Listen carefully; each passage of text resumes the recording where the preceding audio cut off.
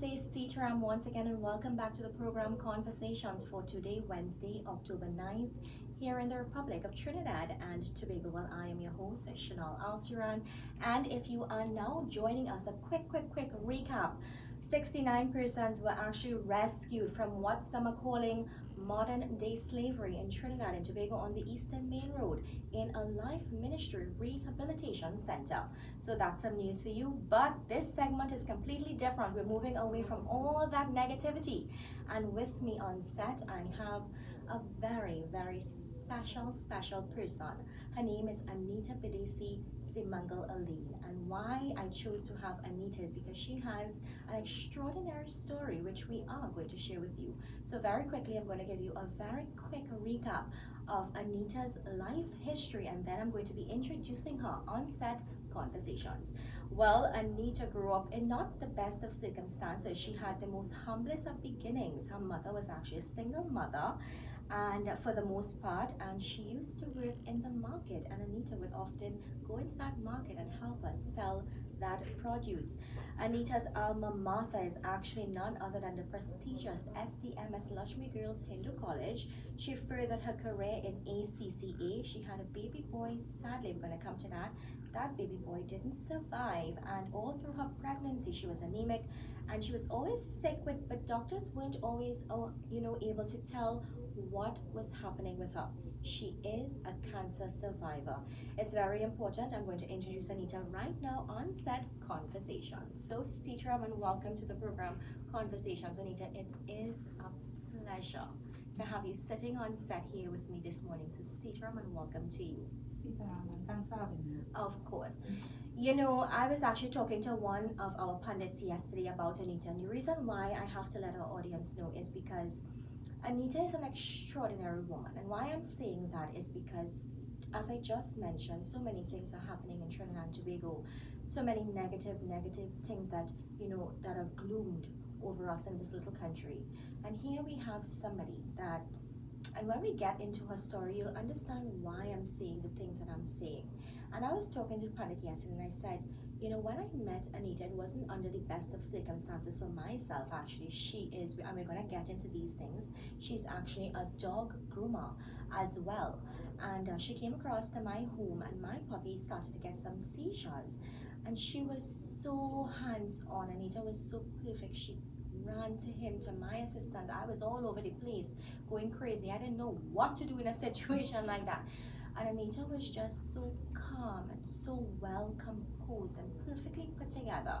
And she offered me that support in that time that I felt like my whole life was ending. But we're going to get more into that. So let's kick things off. Anita, you are a cancer survivor. Yes. I know that you said from 2011 your cancer went into remission. It is the month of October. October has been designated globally to breast cancer awareness, and more so, we have been advocating for cancer awareness on this program Conversations. And that is why Anita is joining us here today, because she's here to talk about her story, her life journey. She being such an inspiration, because having gone through all of these things and just still sit here with the poise and the grace and the elegance that she has as a woman in Trinidad and Tobago, this is something that this program is all about, highlighting these things and these beautiful, empowered women in Trinidad and Tobago. So Anita, tell me about that. Tell me about your story where cancer is concerned. Let's start off with that. Well, all through my childhood, I was always sick. So I had a lot of ailments. And in 2008, when I had my baby, the doctors weren't actually sure why I was anemic. And I used to always be sick. So maybe that had something to do with when the baby was born and he died.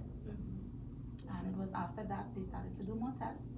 And the last thing they did was a bone marrow biopsy, because I had all the signs for leukemia. And when they did the test, it was actually cancer in my bone marrow, which, the bone marrow helps reproduce the blood and all of that. So that's why I was always anemic. I still am anemic, and I'm taking a lot of meds for that. But after I was diagnosed, they gave me I did some treatment for that, and it went into remission. Mm-hmm. The only cure for it is if you do a stem cell transplant, Right. which I'm not really prepared to do. You know, you Just have to yet. like Mm-hmm. have like a donor, and then it has to be something like your siblings, and I just think how painful that might be Mm-hmm. for my siblings. But God has been good to me, Mm-hmm. and I am in remission, and I just try to help people and try to boost people's confidence. Well, Like I said, firstly, uh, congratulations on being in remission. Not everybody can sit here and be as lucky as you are. And that is the reason maybe God chose you to be here to be an inspiration to us all. Because at the end of the day, how often do we always understand what it is to be one, a woman in society, two, a woman who has had cancer, a woman who has had a miscarriage, a woman who grew up in a single home with a mother who, by the way, and I confirmed all of these things and it was okay for me to divulge this information because I think generally the more we know, the more we understand. And if we understand more, then we can sympathize in situations like this. How often do we take these things for granted? And here we have somebody like Anita who has been through a whirlwind of emotions from inception and can sit here, like I said, to grace us with her presence on conversations to help our audience understand that if you are going through things like this, if you are indeed someone who is suffering from cancer, there is light at the end of the tunnel. We have proof right to the left of me, and this is why her story is so important and it should be highlighted for everyone to know. So I know that cancer was something that maybe has been in your family's history, hereditary, because your aunt, if I'm not mistaken, yes. died from cancer. I'm sorry about that, as well as your grandmother dying from cancer. So tell me, now that you are in remission and you know that these things are hereditary to your family and all these different things, how do you go about now, dealing with all of these things? Do you think, and how do you prepare for in the event that you're going to have to live with this for the rest of your life? Well, the cancer genes are high in our family. Mm-hmm. My mother's sister is the one who actually died Mm-hmm. from cancer. We miss her a lot. Mm-hmm. She died in 2004. Mm-hmm. My grandmother lived a life with cancer that we did not know of. Right. So only when she died and we got the autopsy report, then it confirmed Mm-hmm. what she had, which is similar to what Right. I have. Mm-hmm. So living my life now, Mm-hmm. I actually don't think about it as much. I try to live a normal life. Mm-hmm. I always try to look at the positives in the situation. So Mm-hmm. I'd also like to tell everyone, when someone says that they are diagnosed with cancer, everybody thinks like, oh my gosh, it's the worst thing in the world, and that breaks the person down. Breaks the spirit. So if someone tells you that, I think you should be supportive and say, it's okay. A lot of people have been survivors and they are still alive because they did the correct thing and they went and they did treatment and they had people to support them. So Mm-hmm. when you look at the good things in a situation or the glass half full in a situation, then your mindset makes you think that okay, things are going to be okay. Yeah. So coming straight from the words there of a cancer survivor, if in the event that you are suffering, try not to let negative energies consume you too much. Always look at the positive things. And this brings me to something that I am very passionate about, because Anita, she told me, and this was before I even took on the role of hosting conversations. That's when I met Anita, and when she told me her story right there and then, she was the first person in terms of my first official guest that I asked to sit with me on this program. And the reason why is because I was completely blown away. She told me that, stress is something. You remember when we had this conversation? She Yeah. said stress is something that brings on a lot of negative implications in terms of the body. And if you have cancer, that's already negative. So she said to me, she said, you know, what I do now, I have my regular 8 to 4 job. She's actually a store manager at, is it water? The water source. Right. So she has a regular job that she goes about and she does, and yes, or whatever. But she actually does dog grooming. And the reason why she does dog grooming is simply to release that stress and because she just loves those animals. So Anita has trendy paws, and if we can get on screen, I know the directors have a lot of those sweet little puppies that we're going to show you, you know, because it's all about lightening your mood. And as Anita said, you know, we want to move away from all those negative thoughts. And there we have some puppies that Anita grooms because this helps her. And you know, maybe you can tell everyone about, while we're showing those sweet little puppies on air. Look at this little one. Maybe you can tell the audience, you know, little stress techniques that you have been doing to, you know, really comfort yourself and comfort anyone that is listening, what they can do if they may be suffering from cancer themselves. Sure. Well, animals on the whole are stress relievers. Yes. You know, And dogs if I am not, especially. and if I'm not giving you my undivided attention, you have to forgive me. My eyes are fixated on that television screen. I'm looking at all those cute puppies, but please go ahead. Yeah. So dogs on the whole. That's my Ollie. Yes. Anita, I'm so sorry. That's okay. Go right ahead. Dogs on the whole, they give you and they shower you with all the love that they have. You know, that's unconditional love. Yeah. A dog cannot stay angry with you for more than a few seconds. That you know? is so true. Yeah, you can scold them now, and you know. And you know, I don't even think they get angry. I think a lot of research says that they just they get sad that you are mad with them. You know. So Anita does dog grooming, trendy paws, and I will have her. She would give you her information. She can actually be found on Facebook, Trendy Paws. She can be found on Instagram at Trendy Paws. If you want to give the telephone contact number for Trendy Paws, you can go right ahead. Sure, it's 748 8333. 8333. And this is Anita at Trendy Paws. And you know why I'm saying, you know, if in case that you know, maybe someone who's listening to this and they themselves have animals and stuff like that, and you want to speak with somebody on a one-on-one, and somebody that you know you can trust to groom those puppies and have just general lovely conversation, Anita is your person that you can go to, because her disposition in life is unlike anything else. And this is what we need to consume ourselves with, because our world is very negative. It's very, very negative, and so many bad things happen, you know. But is there anything else that you wish to speak about? This is your moment. This is your time to shine. Well, I would like to say that things that keep you active and happy, those are the things you need to go towards, you know, gravitate towards. Because the happier you are, the less stressed you are. And stress is very, very, it's bad for cancer patients. You know, it gets the cancer worse. Cancer feeds on stress. It's like food to them. Look at that. You know?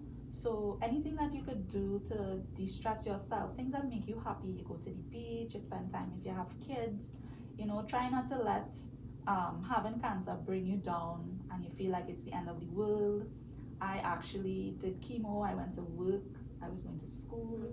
I know. You know, at that point in time I was at CTS, and you know, you have friends around you and your family and support, you know, you're trying not to let people make you feel like it's the end of the world. You know, and dog grooming for me was the happiest thing I have done in a while, after getting married, of course. And a lot of people, they don't really take as much good care of the animals as they're supposed to. Isn't that the truth? You know, and you may love the animal, but you might not know how to properly take care of them and groom them, and a lot of things that are happening to the dogs. You know, it's affecting their health. And actually, when I go to groom a dog, and the dog is like, I went and groomed a dog, and he was so badly matted and infested with fleas. And the owner was like, you know, he doesn't really like to bathe. And when I was done taking off all this fur from him, that was one of the photos that we shared earlier on. This dog just jumped in the tub and he was real happy to take this bath. Like I was like, how he didn't like water. The dog loved water, but it was like causing stress on the dog. Yeah.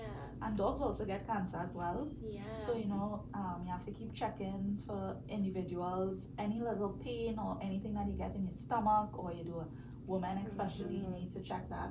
I'm so glad that you mentioned that because, like I said, we here at Radio and TV Geography, and particularly in this program, Conversations, it has been my mantra for the month of October to really raise as much awareness and do my part in terms of raising awareness to cancer. It is such a dreadful disease, but a lot of the times, most times, certain cancers can be preventable, and that is why we have to always, I'm so happy, and on behalf of the management and staff of Radio and TV Geography, I want to personally thank you for being courageous, first of all, for coming on set and sharing your story with the entire of Trinidad and Tobago, because our viewership is huge, and for sitting here and being able to tell everyone your story and be so positive about it and give little tips and advice in terms of find ways to de-stress yourself and really have a very different outlook to life. That is something that really should be commended, and like I said, from everyone here, we wish you success in everything that you do. I, for one, am going to tell you, if you have those dogs, send them by Anita. Do yourself a favor and send them to her. I am so glad that I met her because, like I said, in a day that I was extremely down and I did not know what would have been the outcome, I'm very dear to my animals. They mean more to me than life itself, and that is the truth. And she was there to be a really great support system. So I can only imagine what she can maybe offer to other people. So for that, we thank you. And again, if there's anything else, because we are fast out of time, it's 9:30. So before we wrap up this segment, is there anything else that you want to say? Any closing comments? Anything? Well, I forgot to mention that. Yes, I'm positive now, but when it first happened to me, when my baby died and the doctor told me, Miss BDC, we don't have good news, the baby didn't make it. I actually thought my world was crumbling in on me, and I didn't want to live anymore. I was upset with God, with everybody, how could this happen to me? And when I look back now, like coming out of that, I've had a lot of support, and I've always looked at the positive sides of things. If that child was born, that child could have been born with cancer. Look at that.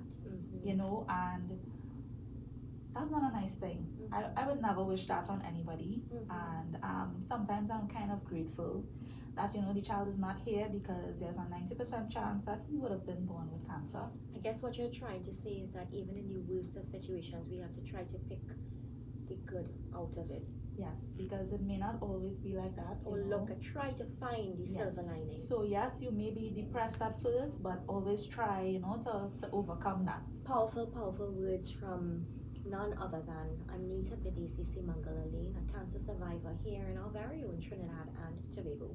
So Anita, I'm so sorry that we are out of time. Maybe one day we can have you back on set. It will be our pleasure to have you back on set. But for now, this is the program Conversations on your #1 radio and TV Geography. We have so much more planned for you. Stay with us.